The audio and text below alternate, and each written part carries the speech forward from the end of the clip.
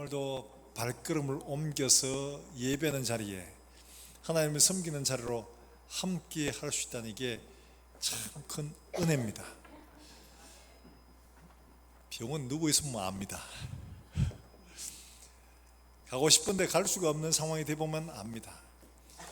이렇게 우리 모든 여건과 형편을 열어주셔서 함께 예배할 수 있는 게 얼마나 큰 복인지 몰라요. 하나님 앞에 이 시간 우리의 마음을 다하여 하나님을 예배하고 하나님을 바라는 시간 되시기를 주 예수 이름으로 축원합니다. 예.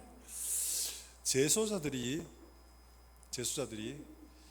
사회에 잘 적응을 하지 못하고 재범, 3범, 4범이 되는 이유는 왜냐? 사회에서 잘 받아주지 않기 때문에 그렇습니다. 한번 딱 지키면 그게 계속 따라하는 거거든요. 그러니까 적응하지 못하고 또다시 범죄를 저지르고 감옥에 들어가고, 감옥에 있는 게 오히려 더 편해요. 어떤 분은 그래서 범죄를 저지르는 이유가 뭐냐? 감옥에 가려고, 그가 더 편하다는 거예요. 그런 웃지 못할 일도 있는 겁니다. 만약에 세상이 정말 그 따뜻하게 환영해주고 용서해주고 다시 받아주고 살 수 있는 길들을 열어준다면 누가 감옥에 있고 싶어 하겠습니까? 그게 안 되기 때문에 그런 거죠.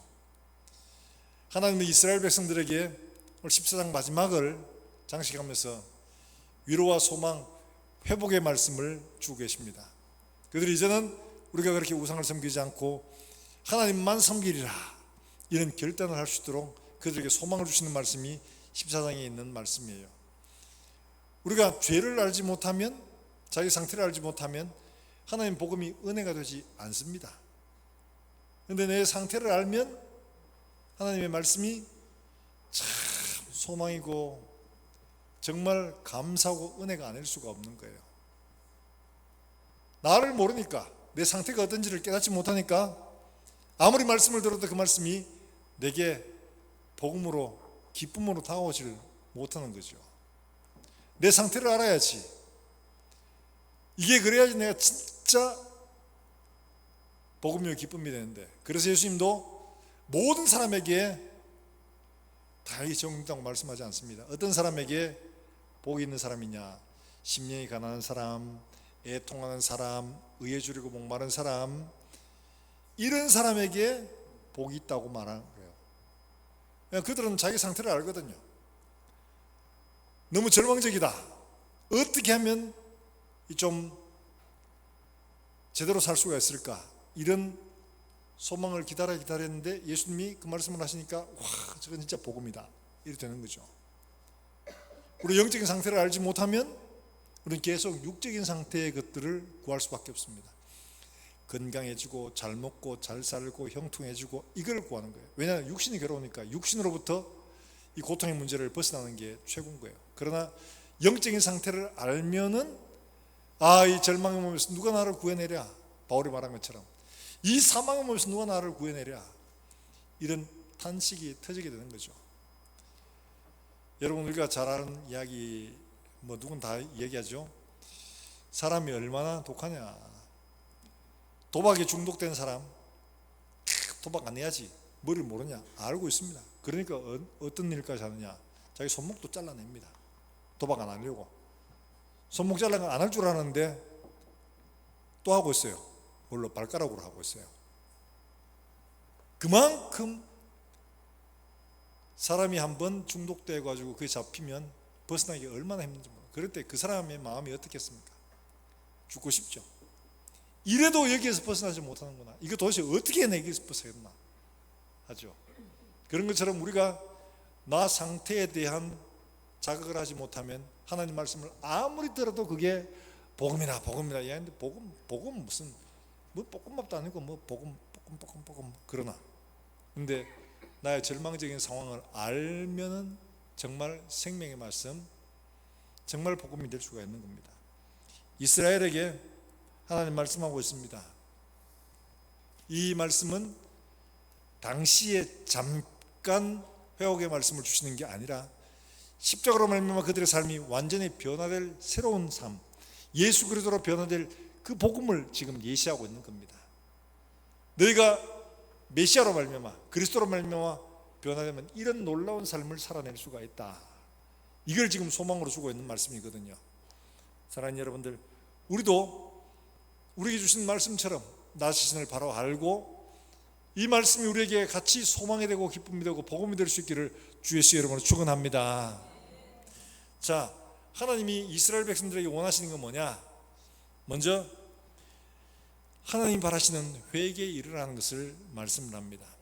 죄의 청산 없이 그냥 복만 만다, 그런 거 없다는 거예요.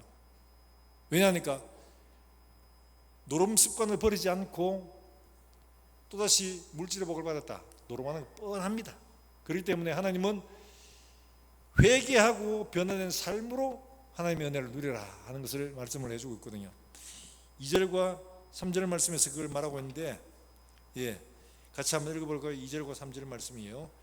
같이 한번 읽어봅니다. 시작.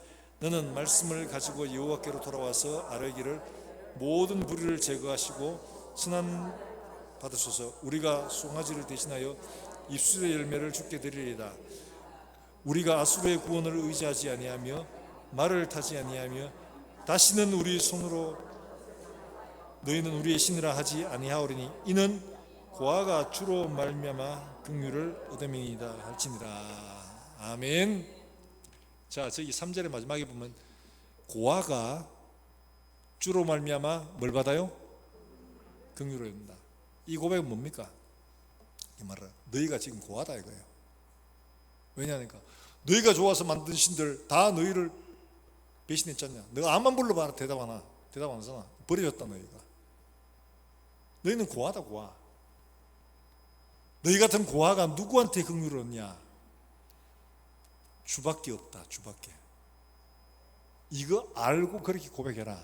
돌아서라 이 말이죠. 주님이 원하시는 회개 어떤 거냐? 말씀을 가지고 돌아오라고 얘기를 하시면서 스탄바 내 입술의 열매를 받으소서 이렇게 말하고 있죠. 달리 말하면 그냥 종합적으로 세트처럼 딱 하나님 회개합니다 땡 이게 아니라 입술의 열매를 받으소서. 내가 하나님 앞에 고백했던 거, 다짐했던 거, 결단했던 거, 그 삶의 열매를 가지고 오라는 거예요. 진정한 회개를 하라는 것을 말씀을 하고 있는 겁니다. 진짜 회개가 이루어지는 건 뭐냐? 입술, 마음에서 이루어지는 게 아니라 우리 삶에서 이루어지는 겁니다. 이걸 우리가 분명히 알아야 됩니다. 입술의 열매, 선한 바, 내 삶의 열매, 내 삶의 열매들을 가지고 하나님 앞에 들어와라 말씀을 하고 있죠. 그뿐만 아닙니다. 우리가 우리를 의지했던 힘이나 권력을 의지하지 말라고 또 3절에서 말하고 있죠. 아수르의 구원을 의지하지 아니하며 말을 타지 아니하며 우리가 손으로 만든 것을 우리의 신이라 하지 아니하오니 이렇게 말하고 있습니다. 달리 말하면 이스라엘은 틈만 나면 애굽에 또 좀 세 보인다 이러면 아수르가 침공하는데 아수르에게 사신을 보내가지고 돈 좀 줄 테니까 좀 물러가 있어 이러면서 이런 거예요. 그러면 그 아수르가 돈 받고 오냐 알았다 이러고 물러갔냐? 아닙니다. 돈 놈대로 받고 때리고 갑니다. 여러분 깡패 만났는데 내놔봐 있는 거 이런다고 아유 그럼요 이러면서 제가 은행에서 이럴 줄 알고 돈 빳빳하게 새로 맞춰왔습니다 이러면서 딱 해가 딱 내드리면 아유 그래 여성성을 보니까 너 참 대견하다 이러면서 그냥 갔냐? 그냥 가는 법이 없습니다. 이런 거죠. 우리가 소위 말해서 힘을 의지하고 우리가 신으로 삼았던 물질, 권력, 어려울 때 우리의 힘이 되냐? 잠깐은 될 수가 있습니다. 그런데 이게 영원히 우리를 구원해 주진 못합니다.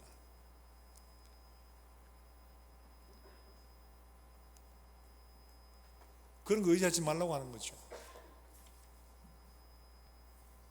우리가 말을 의지하지 않고 말을 타지 않고 하는 이 말은 뭐냐? 자기의 힘을 의지하는 겁니다. 여러분 사람은 누구나 다 그래요. 어려움 만나면 당장 뭐부터 생각나죠? 그렇죠. 해결해 줄 사람을 찾습니다. 아는 사람. 어디 누가 아는 거 없나? 어디 병 아프면 이 병을 잘 고칠 의사 찾고 병원 찾고 그 아는 이런 사람을 찾기 마련입니다. 하나님 그런 거 의지하지 말라고 얘기하죠. 힘 빼라, 힘 빼. 저희가 예전에 이전 교회에서 친구와 같이 이렇게 수영을 아침에 배우러 다녔습니다. 두류공원에 두류수영장에 갔는데 새벽기도 마치고 이제 그 시간 맞게 가서 수영을 배우고 돌아오고 했는데, 이 친구는 촌에서 커서 헤엄은 칠 줄 압니다. 헤엄은 수영이 아닙니다. 그냥 막 헤엄쳐가 뭐 앞으로 지나가긴 가는데 그 강사가 하면 엉덩이 찰싹 때리면서 헤엄치지 마시고 수영을 해요, 수영을. 그런데 이 친구가 잘하는 게 뭐냐, 배영이 잘한대요. 뒤집어 가는 거 있잖아요, 뒤로 덜러버 가지고 있는 거. 이 친구는 뒤로 덜러봤다 이러면 그냥 깔아앉는 거예요. 힘 빼요, 힘 빼, 이런데 이 친구는 힘을 못 빼요. 그래서 강사가 이렇게 받쳐줍니다. 자, 내가 받쳤으니까 겁내지 말고 힘을 쭉 빼봐요, 힘을. 자, 놓습니다, 힘 빼요. 그럼 자연히 뜹니다, 이러면서 얘기하는데 손을 놓는 순간 그대로 맥주맨 같이 주르륵 들어갑니다. 아니, 힘 빼라니까 이러면서 얘기를 해도 아이고 무서워서 안 돼요 이러면서 힘 못 빼요 이러면서 깔아앉아요. 힘을 빼야지 뜨는데 힘을 못 빼니까, 그 왜 그래요? 힘을 못 빼는 거, 내 힘으로 살아보려고 하는 이런 생각 때문에 온몸에 힘이 들어가는 거예요. 그러면 깔아앉게 됩니다. 우리가 어떤 문제를 만났을 때 내가 뭘 해봐야지, 내 지식과 인맥과 물질과 이런 걸 동원해서 뭔가를 해보려고 하면 문제를 벗어나지를 못합니다. 하나님께 맡기고 하나님만 의지하면 하나님은 우리를 그 문제 가운데서 뜨게 만들어 주십니다. 그런데 우리가 종종 이걸 못해서 가운데 깔아앉아가지고 꼴꼴꼴거리고 물 마시고 이럴 때가 한두 번 아니죠. 늘 해왔는데 늘 그렇게 또 실패하고 그렇게 합니다. 그래서 하나님은 하나님만 주로 섬길 것을 다시 한 번 더 말씀을 하고 있죠. 이스라엘이 섬기던 게 바로 그들이 만든 신이었습니다. 그런데 하나님 말씀하시죠. 이전에 그 아한테 이야기해라. 이야기해보니 대답이 오나? 대답 안 합니다. 그런데 하나님은 그런 거 의지하지 말고 하나님만 주로 섬기라. 하나님만 주로 섬기라. 하나님도 섬기고 하나님도 사랑하고가 아니고 하나님만입니다. 자, 우리 같이 한번 해볼까요? 하나님도 섬기자. 그렇죠. 야, 하나님만 섬기자. 같이 해봅니다. 하나님만 섬기자. 예, 하나님만 섬겨야 되는데 우리는 하나님도 섬기고 하나님도 섬기고 이런 거예요. 그러니까 힘이 빠지는 겁니다. 문제만 되면 힘이 들어가서 자꾸 내가 생각하는 거, 내가 의지하는 거, 내가 붙잡은 거, 내가 그동안 힘으로 삼아왔던 것들 자꾸 그 의지하려고 하는 거예요. 하나님은 그거 의지하지 마라. 이제 하나님만 섬겨라 말씀하고 있죠. 사랑하는 여러분들, 이렇게 하나님이 우리에게 말씀하시는 이유는 하나님에게만 진짜 신이신 그 증거들이 그들 삶의 역사 가운데 쭉 있어 왔거든요. 그래서 하나님은 종종 과거를 돌아봐라. 애굽에서 광야에서 이 가나안 땅에 들어왔을 때 그거 생각해라, 그거 생각해라, 그거 기억해라, 이런 말씀을 종종 하십니다. 왜? 그 말만 해도 되는 게 아니고 기억을 해야지 하나님이 어떠신 분이구나 하는 걸 알거든요. 사랑하는 여러분들, 우리의 근본 어디에 있느냐? 바로 하나님에게 있는 줄로 믿으시기를 바랍니다. 제가 과학 이런 걸 좋아해서 한 번씩 유튜브 가운데 과학자들이 모여가지고 신이 있냐 없냐 뭐 이런 게 하는 데가 있어요. 그래서 한번 봤더니만은 과학적으로 신이 없다고 이렇게 뭐 하는 얘기들을 하더라고요. 속으로 웃었습니다. 제가 당장 건물 무너진다고 하면 하나님부터 찾으라 하면서. 사람들은 이상합니다. 하나님이 없다고 말하면서 생명의 위협을 만나면 주여 하나님 이거 못 찾아요. 근데 그들 참 답답한 게 그들이 모여서 얘기하는 게 우주의 광대함이나 진화론의 허구를 저기 스스로 이야기를 하면서도 하나님을 믿지 않는다는 게 그게 난 참 신기하더라고요. 우주가 얼마나 크냐. 여러분, 그 사람들이 얘기하는 바는 우주가 지금도 팽창하고 있다는 거예요. 이 우주가 얼마나 크냐. 우리 뭐 심심하면 안드로메다 이렇게 말하잖아요. 안드로메다라고 얘기하는데, 안드로메다를 이야기하는 건 안드로메다가 지구 은하계하고 가장 가까우니까. 그런데 여기는 뭐 몇 킬로미터 이런 걸로 계산을 못합니다. 몇 광년 이야기합니다. 빛의 속도로 몇 년을 가야 되냐, 이걸 말하는 거거든요. 그렇게 가깝다고 말하는 안드로메다도 뭐 수십만 광년, 수십억 광년을 가야 되는. 근데 이게 우주가 하나로 여러 가만히 있는 게 아니고 지금도 계속 확장되고 팽창하고 있다는 거예요. 이게 또 은하들이 이렇게 돈다네요. 또 계속. 지금 그 이야기 듣고는, 아니 이 큰 은하가 이렇게 돌면서 저기를 충돌도 안 하고 질서정연하게 이렇게 돈단 말이야. 자기들도 그 설명을 못해요. 그 왜 그러는지. 근데 이게 수십억 년 만에 이렇게 됐느냐. 성경 뭐라고 말하죠? 빛이 있으라 하심에 빛이 있었고, 넷째 날 하늘에 해와 달과 별 있으라 하시니까 그대로 되었고 보시기에 어떻다고? 좋았더라. 저는 이걸 들으면서 천국 가면 심심하진 않겠다. 왜? 우리가 살펴볼 게 너무 많아서. 뭐 빛의 속도로 가서 뭐 수십억 광년을 가야 되고 이런데 우리가 보이는 건 얼마 안 되잖아요. 그러니까 심심하니까, 야 친구하고 같이 우리 권사님하고, 권사님 저기 안드로메다 한번 놀러 가봅시다 하면서 갔다 와도 아직 시간 멀었어요. 그거 다 보지도 못하고 왔어요. 볼 게 너무 많으니까 하나님 지으신 것들이 얼마나 큰지 우리의 감히 상상도 못하는 거예요.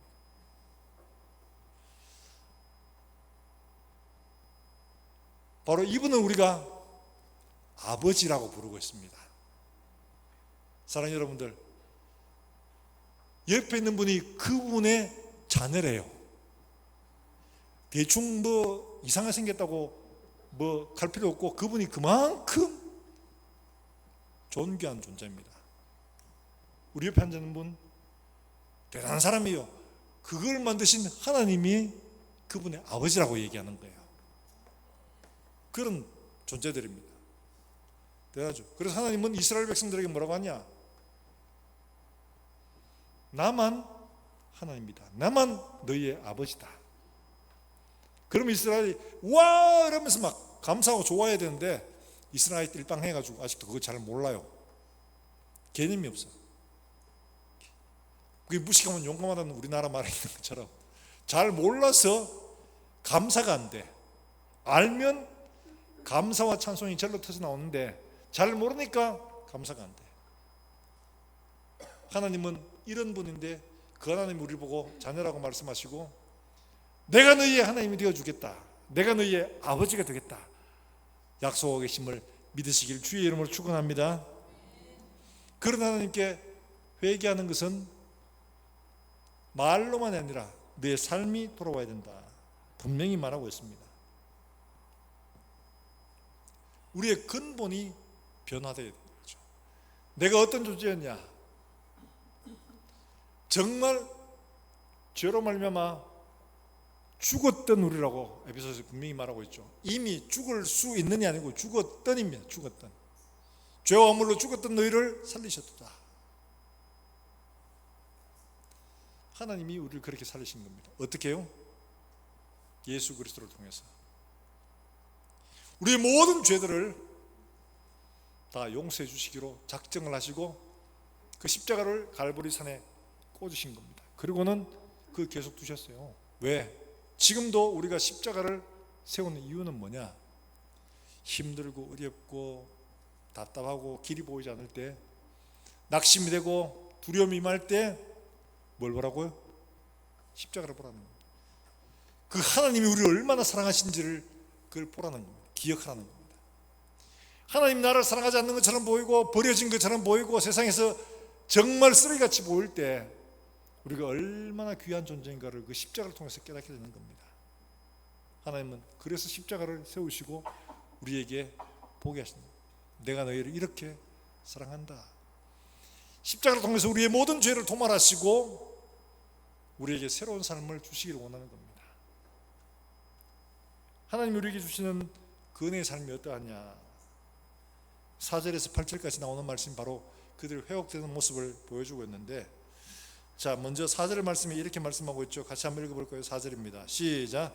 내가 그들의 반역을 고치고 기쁘게 그들을 사랑하리니 나의 진노가 그에게서 끝났습니다. 할렐루야. 나쁜 짓 마해요. 여전히 똑같은 삶을 살아요. 이 나쁜 놈 해도 하나님은 십자가를 바라보는 순간 내가 다 용서했지. 내가 다 용서했어. 너희의 죄는 내가 다 용서했어. 십자가로. 십자가를 세워두시고 우리를 용서하신 그 증거들을 둘 다 보도록 하시는 겁니다. 우리의 죄가 주홍같이 진홍같이 붉어도 십자가를 통해서 용서하신 그 은혜를 우리가 바라보고 하나님 은혜 감사합니다. 내가 또 살아갈 힘과 용기를 얻습니다. 나를 사랑하시는 것이 분명함을 저렇게 보여주시니 감사합니다. 내가 버려진 줄 알았는데, 내가 잊혀진 줄 알았는데, 난 쓰레기 같은 존재인 줄 알았는데 이런 나를 저렇게 사랑하시다니, 당신의 아들을 바꾸어 가시면서 사랑하신 그 사랑을 내가 분명하게 깨닫고 돌아설 수 있게 해주시옵소서. 하나님도 그 십자가를 바라보고 내가 너를 용서한다, 내가 너를 다 깨끗하게 했다, 내가 너를 받았다 하는 것을 십자가를 통해서 다시 한번 우리에게 알게 하시는 겁니다. 그래서 기쁘게 사랑하실 것을 약속하고 있는 거죠.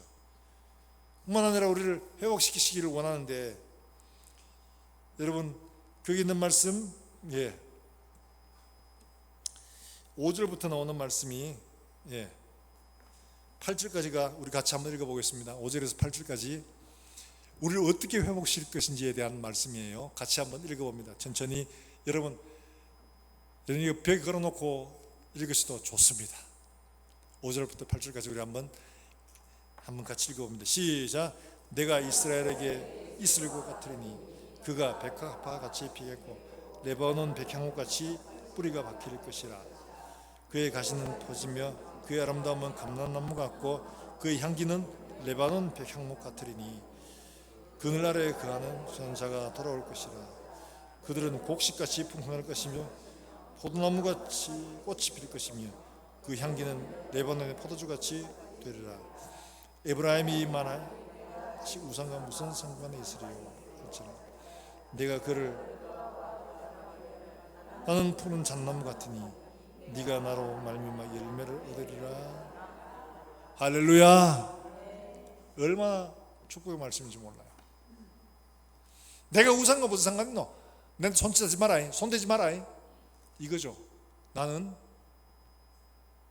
하나님께 속한 이제 이런 존재가 됐다, 이걸 얘기하죠. 자, 그렇게 말씀해서 5절 말씀에 조금 불만인 건 바로 이 부분이에요. 5절에 뭐라고 하시냐? 내가 이스라엘에게 뭐가 같다고요? 좀 쫀쫀하거라. 하나님 좀 있을 것 같다는 게 뭡니까? 내가 이스라엘에게 폭포수 같으리니 막 이러면 얼마나 좋아요. 우리는 이걸 기대하는 거예요. 내가 이스라엘에게 폭포수 같으리니 이러면 좋겠는데 있을 것 같으니 쫀쫀하거라. 어느 분이 목사님들끼리 모여가 식사를 하는데 그렇게 하래. 한 분이 이제 대표기도 했어요. 하나님 은혜 감사합니다. 대접하는 손길에 주님께서 복을 주시고 10배로 갚아 주시옵소서. 이렇게 하는데 기도 끝나고 나니까 니는 기도가 그게 뭐고? 하면서 10배? 야, 겨우 그게 뭐고? 하나님은 그렇게 만들지 마라. 하나님 만배를 갚아 주십시오. 이렇게 하지 10배가 뭐 10배가 그러더랍니다. 기억나면 목사가 가서 기도하는데 하나님 10배의 축복을 주옵시고 그거보다는 100배, 1000배, 만배의 축복을 주옵시고 하면 여러분들 아멘 소리가 달라질 겁니다. 그렇잖아요. 있을 것 같다는 말씀보다는 폭포와 같이 내가 이스라엘에게 임할 것이다, 소나기같이 부어줄 것이다, 이렇게 생각하기 쉬운데 하나님은 이스라엘과 같이 이렇게 말씀을 하고 있어요. 이스라엘과 같이.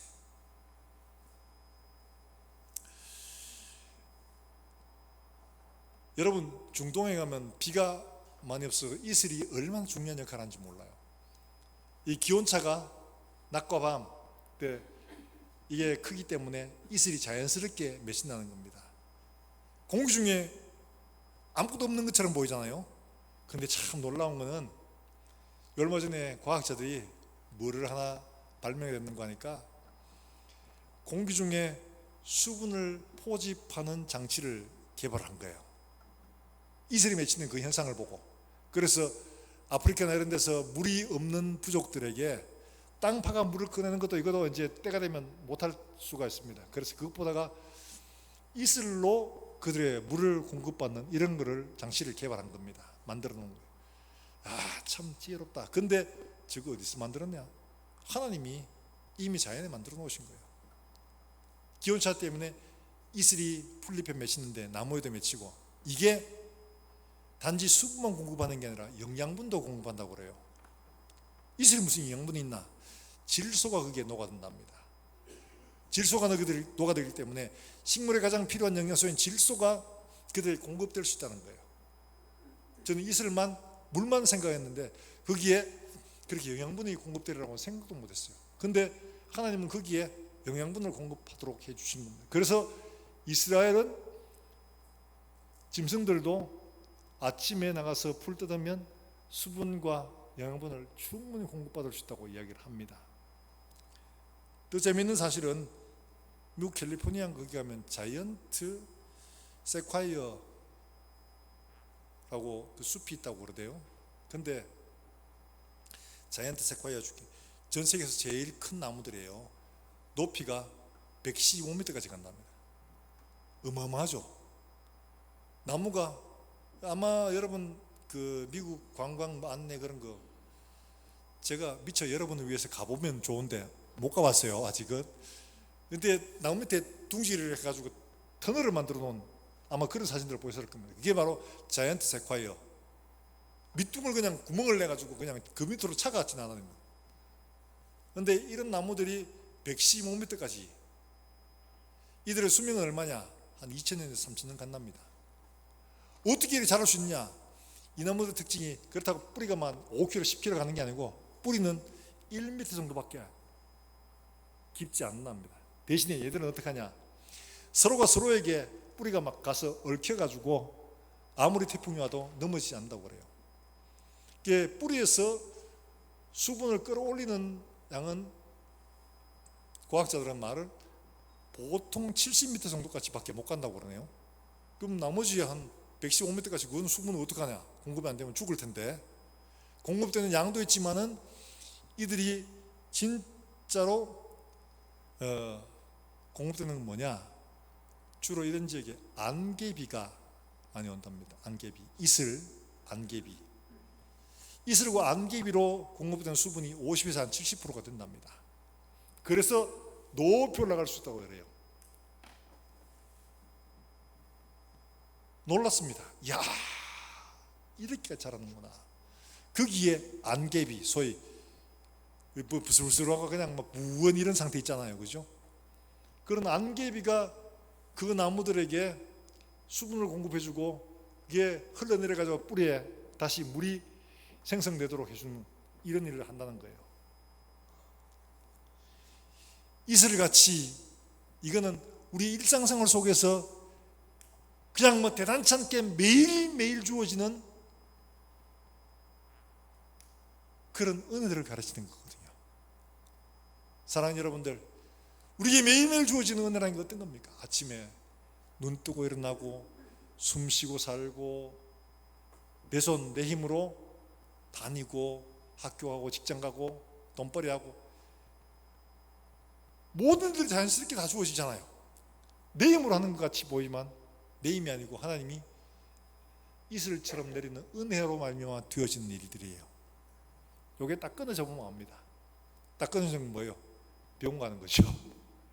병원 가보면 그 일상이라는 게 얼마나 큰 은혜인지를 그때서야 깨닫게 되는 거죠. 정말 그래요. 저 월요일 날 제 아는 동기 목사님을 한 만났어요. 그분이 CCC에서 대구 대표를 하면서 참 많이 수고하신 분이에요. 아침마다 학교에 가서 애들하고 축구도 하고 같이 하면서 전도하고 막 이렇게 정말 많은 사람 전도하고 열심히 했어요. 근데 어느 날 허리가 아파가지고 자꾸 파스 붙이고 주무르고 이러다가 제 중 하나가 간호사가 목사님 안 되겠어요. 병원 가봐야 돼요. 목사님 증상이 보통이 아닙니다. 그래가 떠밀려가지고 병원에 갔는데 적수암이래. 그래가 병원에서 치료를 받고 수술도 하고 했는데 그래가 척추가 이 하나가 한 마디가 보통 한 5, 6cm 정도 된다고 하네요. 근데 이게 녹아내려가 1cm밖에 안 된 거예요. 그게. 그래서 키가 5cm가 줄었다면서요. 이분이 그 공수특진단 출신이거든요. 몸도 좋아요. 우리 교회도 한번 왔었는데 씩씩하게 생겼어요. 키가 5cm 줄어들어요. 근데 그렇게 이 특수암으로 뼈가 점점점 사라지는 그때까지 고통은 이루 말로 할 수 없이 말로 할 수 없이 뼈가 녹아내니까 진짜 너무 아프다. 그래가지고 기도했답니다. 주님, 이러면서 막 손을 모으고 열심히 기도하고 병상에서 기도하고 하는데 베드로전서 2장 있는 말씀처럼 그가 죄책감으로 내가 나음을 받았다 하는 말씀, 주님 나를 말씀하신 대로 고쳐주신 줄 믿습니다. 근데 아직 덜 가져가신 게 있네요. 통증만 좀 가져가 주세요. 너무 아파 죽을 것 같으니까 이 통증만 좀 가져가 주세요. 통증이 남겨두지 마시고 제발 좀 가져가 주세요. 기도하는데 저기 위에 야곱이 본 것처럼 천국문 앞에 예수님이 서 계신 게 보이더랍니다. 그냥 우리끼리 하는 얘기예요. 그냥 뭐 사실이 아니야 이걸 검증하는 그건 없고 그냥 얘기하는 거 들은 거예요. 다 계신데 주님이 서 계시더랍니다. 주님 제발 이 통증만 좀 가져가 주세요. 그래야 좀 살 수 있을 것 같아요. 그런데 그렇게 기도하다 보니까 예수님이 사라지고 없더랍니다. 그래가 순간 너무 당황했어요. 아니 예수님 내 기도 듣고 통증을 가져가셨는데 어디 가셨나 이러면서 하는데 어디 계신지 찾는데 이 속에 들어와 계시더랍니다. 그래가지고 아이고 됐다 싶어가 그 통증이 좀 사라지고 많이 회복돼가지고 같이 이제 식사를 하면서 그런 이야기 간증을 하고 있었어요.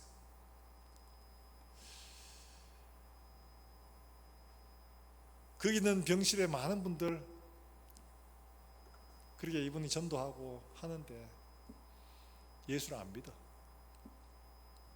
절박함이 없어. 이분은 그래도 하나님 말씀을 암송하고 있었으니까 베드로전서 2장에 있는 말씀을 가지고 주님 나은 줄 믿습니다. 주님밖에 답이 없습니다. 주님이 가져가셔야 됩니다. 사랑하는 여러분들, 우리에게 일상적으로 그분이 이야기합니다. 누워있어 보니까 진짜 일상으로 사는 게 얼마나 큰 은혜인지 깨닫게 되더라. 근데 이제 좀 나아가지고 좀 돌아다니니까 싹이 잡았어요. 돌아다니면 또 내가 언제 그랬나 싶을 만큼 또 잊어버릴 수 있습니다. 그러나 기억해야 됩니다. 그래서 하나님은 구약에서 기억하라, 생각하라는 이야기를 말씀하시거든요. 애굽의 종되었던 너희 기억해라. 홍해를 걸으신 하나님을 기억해라. 광야를 걷게 하신 하나님을 기억해라. 기억해야지 우리가 하나님 붙들 수가 있기 때문에 그런 겁니다. 잊어버리면 붙들 게 없어져요. 사랑하는 여러분들, 우리의 삶들 속에 이슬같이 주어지는 매일매일의 일상적인 삶들 당연한 게 아니라 하나님의 은혜입니다. 하나님의 은혜입니다. 아침에 눈 뜨거든 하나님 고맙습니다. 오늘도 눈 떴습니다. 아침만 먹고 걸어갈 때 하나님 고맙습니다. 오늘도 갑니다. 저녁에 돌아왔으면 하나님 고맙습니다. 오늘도 이슬처럼 내가 알지 못하는 사이에도 내 모든 삶에 깊숙이 들어오셔서 다스리시고 운행하신 그 하나님의 은혜 너무 감사합니다. 이슬 같은 주의 은혜를 우리가 하나님 앞에 감사하며 누릴 수 있기를 주의 이름으로 축원합니다. 폭포같이 막 안 해도 하나님께서는 매일매일 우리에게 이와 같이 이슬 같은 은혜로 채우시는 거예요. 이 끊어보면 아무것도 할 수 없어요. 저도 병원에 있을 때 제일 힘들었던 게 제 힘으로 볼일을 못 보는 게 이게 제일 힘들어요. 그 당연한 일들이 너무 힘들어요. 하나님이 우리에게 이와 같이 일상적인 생활을 하도록 해주신 거, 이게 이슬 같은 은혜예요. 특별히 주목하지 않아도 우리에게 이와 같이 계속적으로 공급하시는 하나님의 은혜 때문에 오늘도 우리가 이 자리에 나와 있는 줄을 믿으시길 주 예수의 이름으로 축원합니다. 이슬 같은 은혜. 깨닫지 못한 사이에도 우리의 삶을 적셔주시는 그 하나님의 은혜로 말미암아 우리가 오늘을 살아가고 있는 거죠.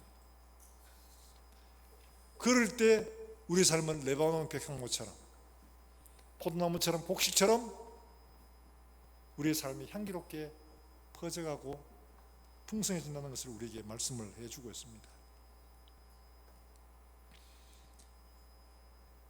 사랑하는 여러분, 이거는 모든 사람이 아느냐 하니까 모든 사람이 알 수 있는 게 아닙니다. 그게 9절 말씀에 이렇게 말씀하고 있죠. 같이 한번 읽어봅니다. 시작.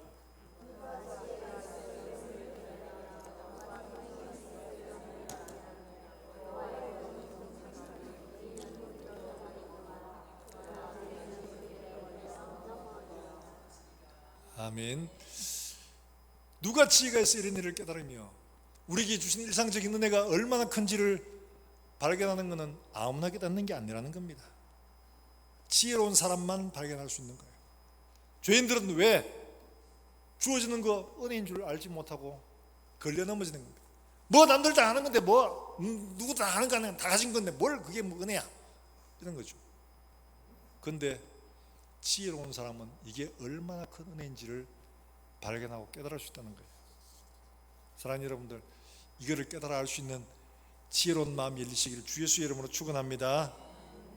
이게 필요한 거예요.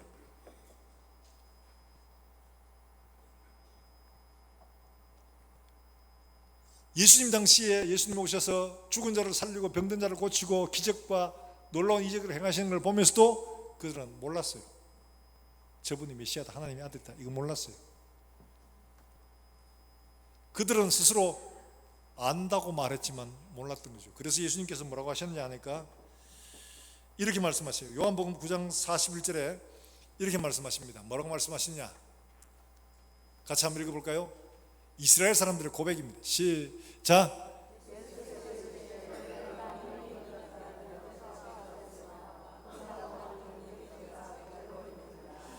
예수님께서 바리새인들을 향해서 하시는 말씀이에요.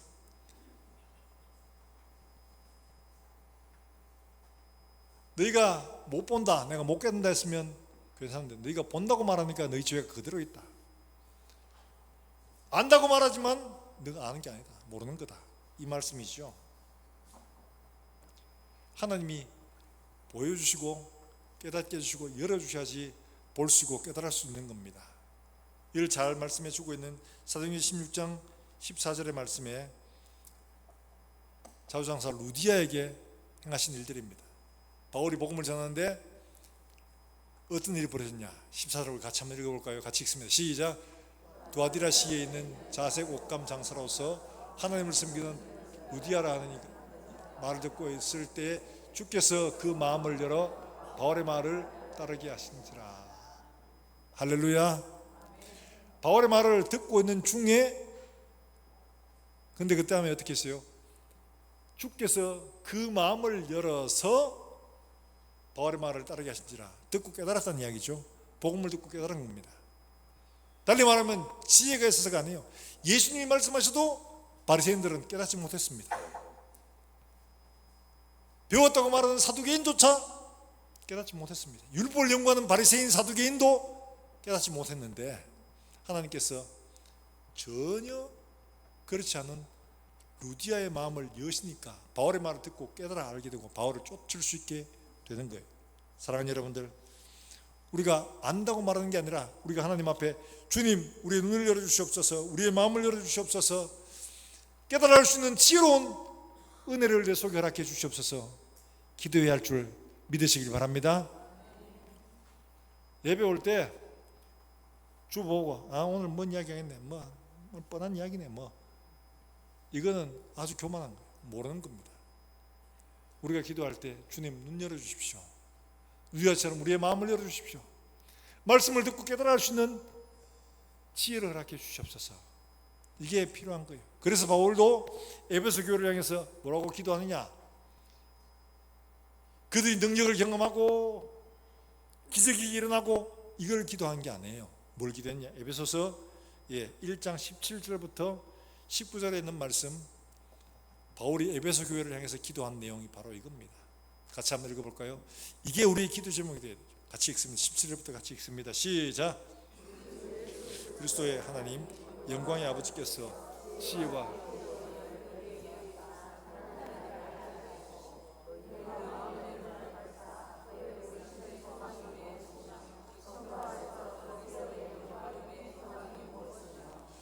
그의 힘의 능력으로 19절 같이 읽습니다. 시작. 그의 힘의 위력으로 역사심을 따라 믿는 우리에게 베푸신 능력이 지극히 크심이 어떠한 것을 너희로 알게 하시기를 구하노라. 할렐루야. 예배에 오시기 전에 반드시 이렇게 기도하셔야 됩니다. 그렇지 않으면 예배를 평가하고 설교를 체크하고 이거밖에 안 합니다. 기네 짤래, 예화가 많네 적네, 이거밖에 할 수가 없어요. 말씀의 평가자밖에 안 됩니다. 우리 마음속에 사모하는 마음으로 말씀의 은혜를 깨닫기 원하는 이런 마음이 간절하면 하나님 말씀 들으면서도 깨닫게 해주십시오. 깨닫게 해주십시오. 내 마음을 눈을 열어주십시오. 이게 절밖에 있지 않을 수가 없는 겁니다. 오늘도 왔다 빈손으로 가지 않게 주님 내게 내 눈을 열어주시고 내 마음을 열어주시고 나로 풍성한 은혜를 채워가게 해주시옵소서. 이게 절박해지고 간절해지지 않을 수가 없는 겁니다. 이런 마음이 없으면 기네 짤래 설교에 예화가 많네 적네 이런 얘기밖에 할 수가 없어요. 사랑하는 여러분들, 우리 모든 성도들은 하나님 앞에서 이와 같이 간절한 마음으로 바울이 에베소 교회를 위해서 기도했던 것처럼 이런 기도가 우리의 기도가 되기를 주 예수의 이름으로 축원합니다. 이게 우리에게 필요한 겁니다. 그럴 때 하나님은 우리의 기도와 같이 놀라운 은혜의 단비를 이스라엘에게 약속하시는 그 축복의 말씀처럼 오늘 우리에게 정말 놀랍게 이루어 가실 것을 분명히 말씀으로 약속해 주고 계시는 거죠. 이런 은혜가 우리의 삶들 속에 날마다 풍성하게 일어나게 되기를 다시 한 번 더 주 예수의 이름으로 축원합니다. 축원합니다. 예, 우리 한번 찬송하고 함께 말씀을 생각하시면서 기도하겠습니다. 내 영혼의 은총 입어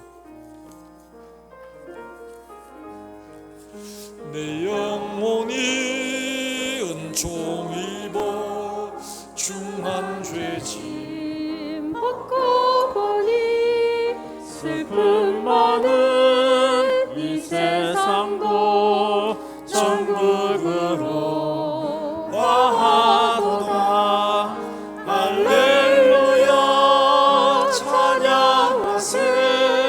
내 모든 죄 사함받고 주 예수와 동행하니 그 어디나 하늘 주의 얼굴 뵙기 전에 주의 얼굴 뵙기 전에 멀리 뵈던 하늘나라 내 마음속에 이루어지니 날로 가깝도다. 높은 산이 거친들이 조막이나 궁궐이나 내 주 예수 모신 곳이 그 어디나 하늘나라.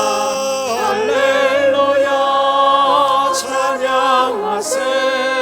내 모든 죄 사함받고 주 예수와 동행하니 그 어디나. 우리 한 번 더 고백합니다. 할렐루야